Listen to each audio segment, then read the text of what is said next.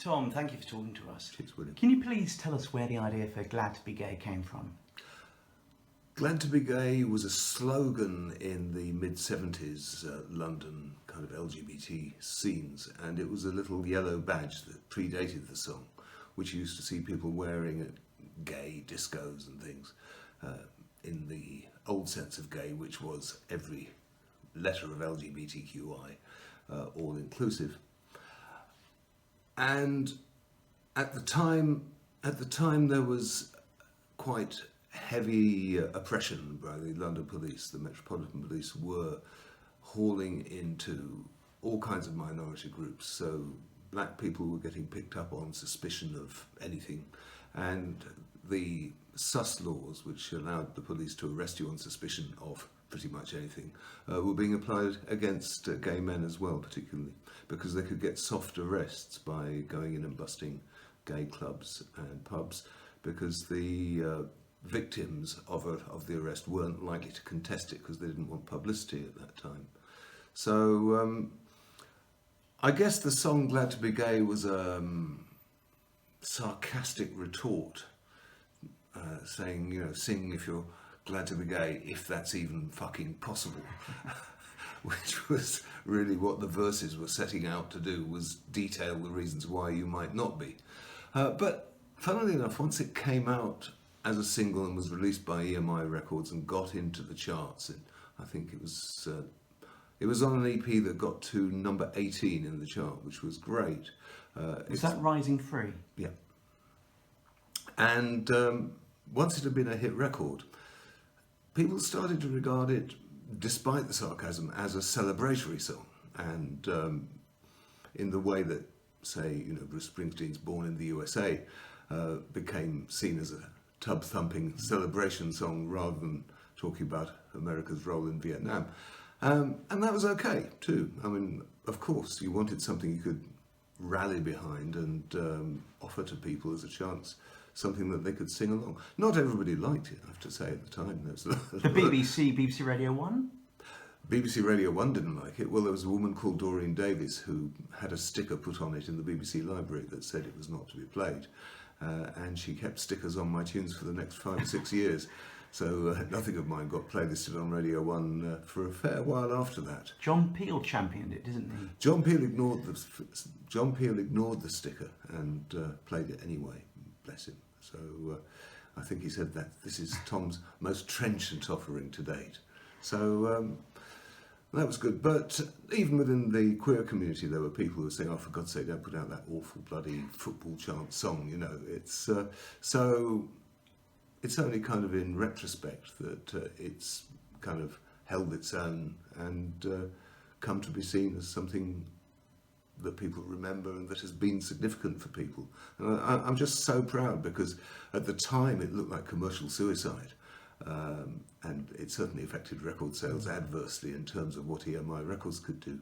But at the same time, if it made a difference to some people's lives, and if it helped soundtrack the struggle, you know, just through the accident of having got into the top 20, then that was a good thing. And I'm so proud, really, all these years later. I think more proud of that than of a couple of records that actually were bona fide top 10 singles. You originally wrote it in 1976 for the Gay Pride March in London, and then you released it on the EP Rising Free in 1978. Why was there a 2-year gap?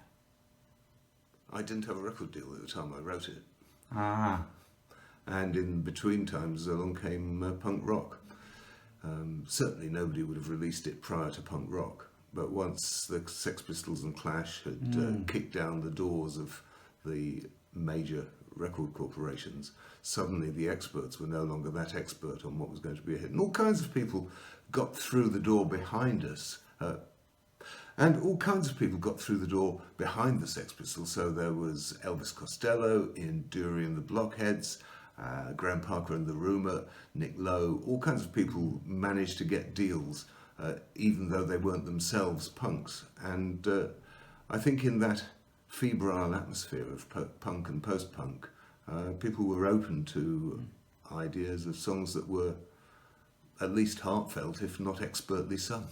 Is it true that originally you were going to write it to the tune of Bob Dylan's Sarah? I wrote the lyric to Bob Dylan's Sarah, yes. Sometimes when you write songs, it's helpful to have a template that you can work to get the lyric into existence.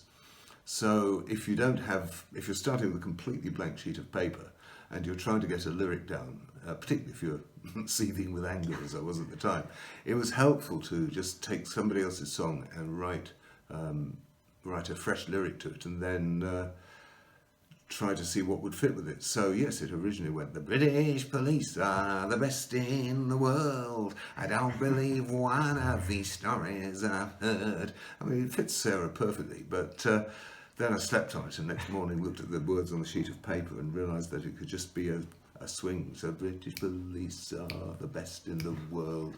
I don't believe one. It's so catchy. What is the secret to writing such a catchy song? If I knew what the secret to writing a catchy song was, I would have written a great deal more of them. You know, I think all you can do is do the best work you can in the moment you're in, and the rest isn't your business. So I think probably when you're doing something heartfelt, you tap into some other kind of energy. Whereas when you're writing a song to order for EMI Records to be the next single, it's less likely to actually strike a chord with people. You were one of the first British artists, singers to come out publicly as gay. The rest of the Tom Robinson band, they weren't gay to my knowledge. How did they react to such a song?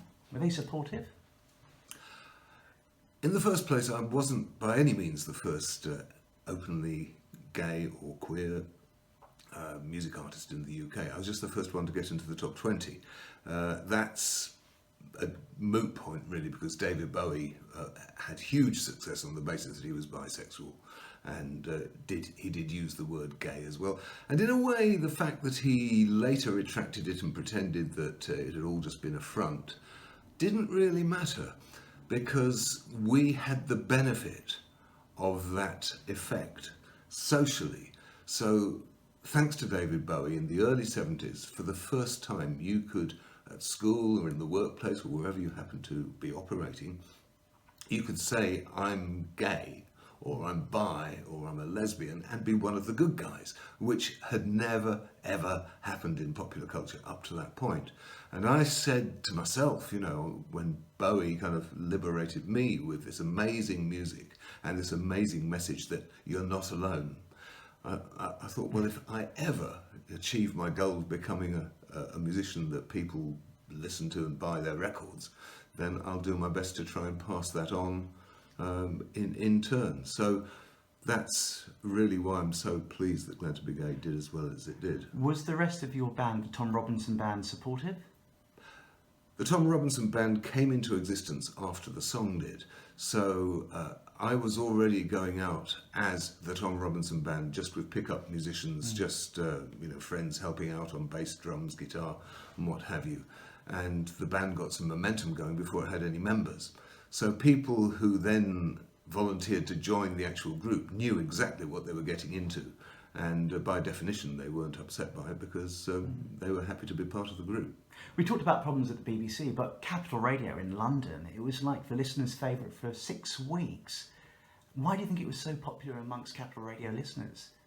I think in the time of punk, there was a lot of contrary spirit, antic spirit, where people just wanted to sort of make things wild, stir things up a bit.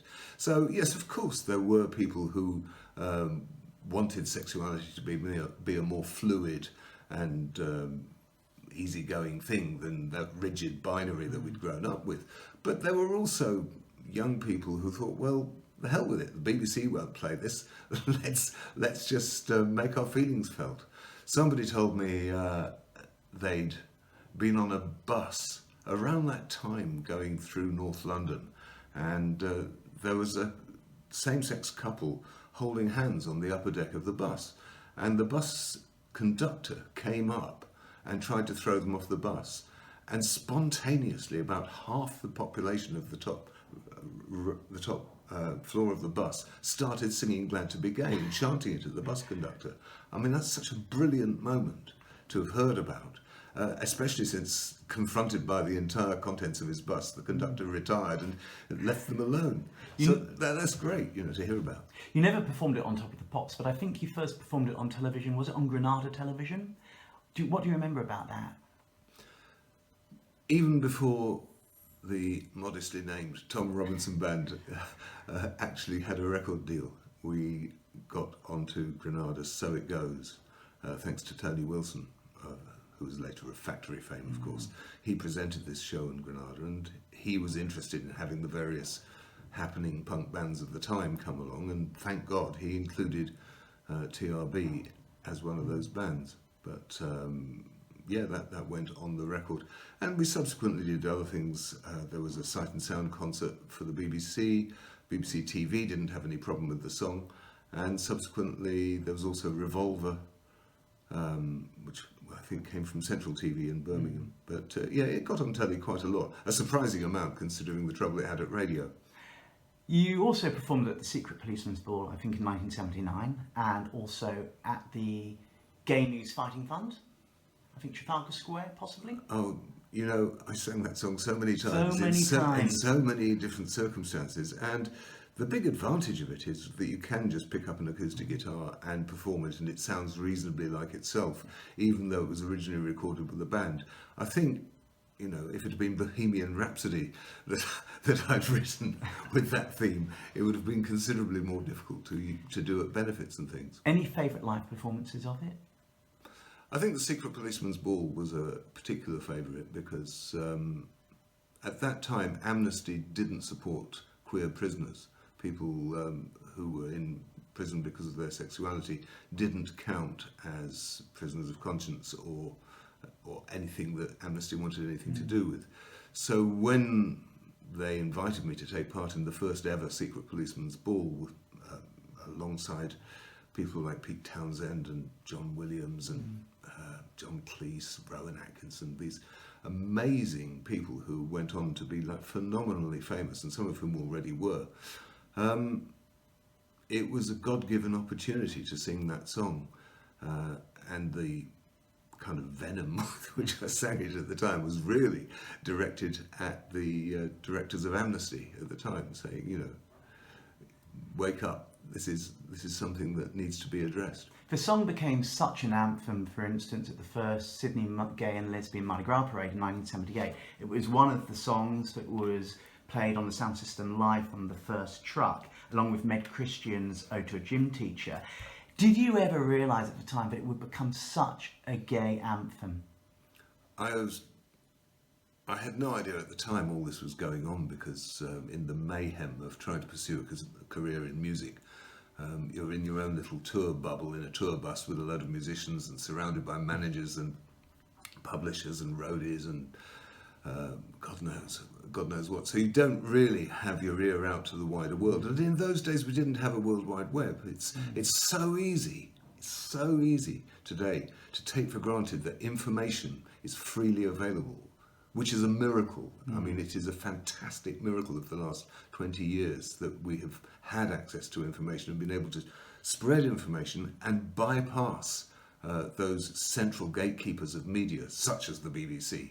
And people hear about stuff now readily. So it's hard to remember and put yourself back in the mindset of what things were like in the 70s. If it hadn't been for gay news in Britain, there would have been no gay community. It was simply because we had this newspaper once a fortnight where you could find out what was happening in other parts of the country, what the latest issues were, what was being done to combat the latest problems. And, of course, the small ad section, so lonely, isolated people could find each other. It was vital. It was our kind of instant internet of the day. And that's why the right-wing Puritan campaigner, Mary Whitehouse, immediately tried to torpedo it, and she used blasphemy laws finally to close down gay news. But by that time the genie was well and truly out of the bottle. Did publications like Gay News give Glad to Be Gay a lot of support? Necessarily, Gay News reported on Glad to Be Gay and the rise of the TRB and the fact that queer songs were getting sung in public places, but you wouldn't have expected otherwise, because even things they didn't agree with, they would still report them. They were a newspaper. But gay news was fantastically important. The editor, Dennis Lemon, was such a pivotal figure to the whole liberation of a whole generation of women and men across Britain at that time, in that period, that we should never forget him, you know. And certainly he supported me early on and encouraged me to just, you know, be myself and do my thing. So yeah, I had no idea really what was going on in Sydney, and it was years later I found out that, you know, there was this whole 78 generation for whom it had been important. So for the 20th anniversary, I think it was, I wrote to Jonathan somebody, who was the director of Mardi Gras at the time, and said, you know, would you like me to come over and do the song for the 20th anniversary? And I got a very snotty letter going back, I don't think so, you know. You're welcome to fly over at your own expense and attend the parade if you want, but we don't want you singing at our bloody parade. Very dismissive. So it's very dismissive. I've still got the letter somewhere. Anyway, whoever he was, the hell with him. Well, it's 40 years next year. It's 40 years next year. I have to say, nothing would give me greater pleasure than a chance to come and sing Glad to Be Gay in person at Mardi Gras. Mardi Gras, when I attended it in '98, was the single most mind-blowing public spectacle I think I have ever seen anywhere. I'm not just saying that because I'm talking to somebody who knows those people. It really was gobsmacking. I actually took notes at the time of everything I saw, because I could not believe the sheer spectacle of what was passing before my eyes, and the fact that it was passing before my eyes not for 10 minutes, not for 20 minutes, not for half an hour, not for an hour. It's like 2 hours for the whole parade to even go past. It's got even longer now. It was unbelievable. I mean, for somebody coming from the backwaters of Britain in the 60s, and then the kind of nascent LGBT scene in London in the 70s, which was pretty small potatoes, then the 1998 Mardi Gras parade was just off the scale for celebration, for inventiveness, for wonderful kind of weirdness, and all the human spirit in all its wide variety of things was there. And then looking at the parade route afterwards, and it was solid tinsel all down the floor, all the way along the parade. It was brilliant. There's a lot more tinsel now. A couple of more questions. You've changed the lyrics over the years. Where did you get that idea from? Glad to Be Gay was always a piece of reportage. It was like saying, this is what's going on. At the time in '76, by the time I performed it in '78, already a verse or two had changed, and by the time I did it for The Secret Policeman's Ball in '79, again another verse or two had crept in. So you never wanted a song like that to become a museum piece, where it was just reporting on old injustices, when there were so many bloody new ones on the way. And of course, by the time AIDS came along, you know, there was whole new rafts of reasons why the song was important, why it's important to keep it up to date. And a friend of mine has actually very kindly built a website at gladtobegay.net where he chronicles all the different versions and has managed to track down recordings of them and the lyrics for the different versions as it mutated. So if anybody is honestly that interested, and it's not all that interesting, then you can actually see how it's changed over the years.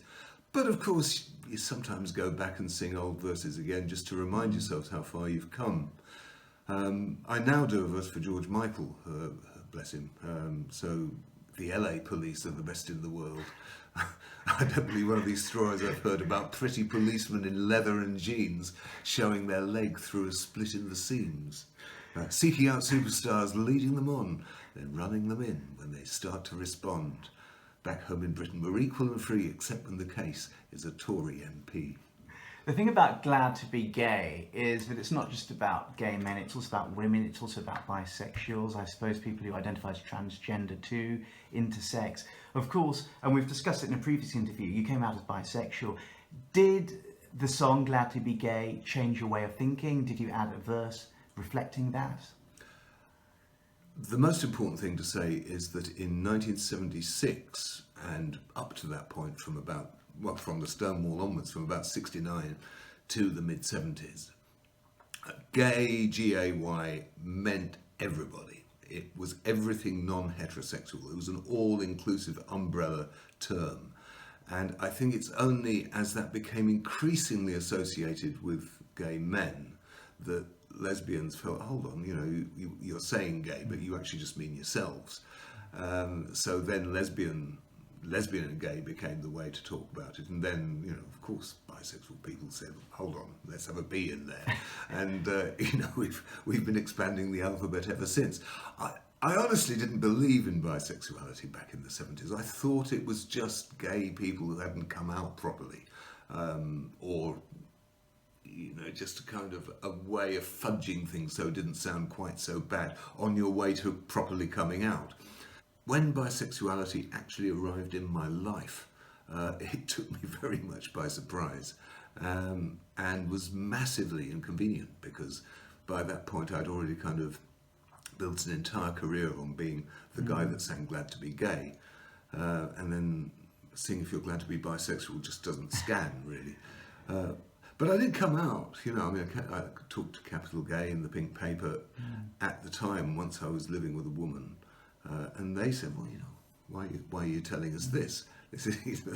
That's your own affair, quite literally. We all know sexuality is a wide and fluid thing, and it's only when the UK tabloid press got hold of the story that suddenly it became an issue, because they then did all the kind of stars who turn straight stuff and made up loads of quotes, and of course no internet, so you couldn't reply, you couldn't put your own side of things. So things got bad at one stage, and it was very hard to explain that I wasn't in any way renouncing where I'd come from or what I stood for. But at the same time, I think we always stood for people's right to love whoever they like. That's the whole point, is that you can fall in love with anybody, and that human sexuality is like that. You did mention in a previous interview that you performed, I think, at a Pride concert, and you were booed, but then you went back 10 years later or so, and you were cheered. Why do you think the attitude changed within that 10 years, within that decade? I completely get why people were upset about the papers announcing me having turned straight and embraced heterosexuality and gone back on everything that I stood for. Totally got that, because this was the height of the AIDS crisis, and the stuff that those same tabloid newspapers were writing about us and our community, while our friends were around us were dying horribly in hospitals. Funeral after funeral after funeral. So in that atmosphere, to actually have those same tabloids trumpeting about how one of the people who's been standing tall in the movement has reneged on it and gone back on it and denounced it, even though it was all lies, of course you'd be upset. I would be upset. And I wasn't terribly happy when Lou Reed and David Bowie did it. But at the same time, you've got to understand why that happened. 10 years later, when I went back, I was invited back at the bisexual stage, and they had a separate tent at Pride on Clapham Common, and asked me to come and play, and I turned up and unpacked my guitar and plugged it in and went up to the mic, and got cheered. I thought, whoa, that's all right. And somebody shouted, "Where have you been, Tom?" And I shouted back, "Making babies." And they all cheered. So suddenly it was like a homecoming. It was like, it's all right to, whoever you are, be who you are. And, don't let anybody else tell you how to live your life. Is there anything else you'd like to add about Glad to Be Gay? The earliest tenet of gay liberation, when I first discovered it in the early 70s, and the people who put a lot of thought into the whole politics of how this was going to work and why it mattered, always said, gay liberation is everyone's liberation. It's not, just in the same way that feminists argue that the patriarchy hurts men every bit as much as it hurts women. I think gay liberation in its oldest sense of gay was always about liberating the wider society as well as yourself. And that's why I think so many people who didn't identify in any way as non-heterosexual found that song powerful and meaningful, you know, bless them, and still like to sing it at gigs. In the same way that I would go to a Public Enemy concert and shout "Fight the Power," or I would have gone to James Brown and even then shouted "Say it loud, I'm black and I'm proud." Why not? You're basically standing up with the human spirit to just be yourself and fuck everybody else.